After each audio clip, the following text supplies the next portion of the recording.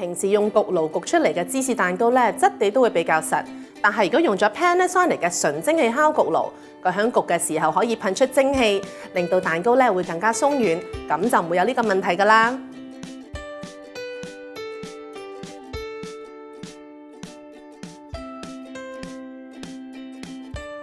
首先將消化餅搣成細塊，放入保鮮袋，再用麵棍壓碎。將溶咗嘅牛油咧同埋啲餅乾碎首先撈勻，之後圓形嘅焗帽底部咧就鋪上牛油紙，帽邊咧就搽上啲牛油。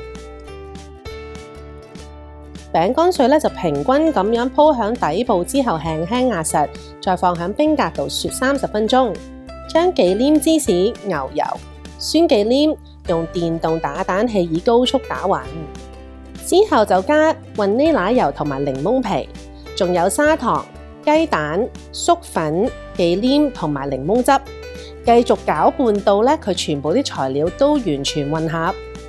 將水箱加水到指示線。選擇預設食譜12之後撳開始預熱，喺冰格攞返個蛋糕模出嚟，將麵糊倒入去蛋糕模裡面，稍為掃平下個表面之後，就可以輕輕燉下佢，燉走啲氣泡。蒸焗盤首先鋪上錫紙，預熱完成之後就將蛋糕模放響蒸焗爐嘅下層，撳開始。Panasonic 蒸汽焗爐喺焗嘅過程裡面咧，會噴出蒸汽，可以保持蛋糕濕潤。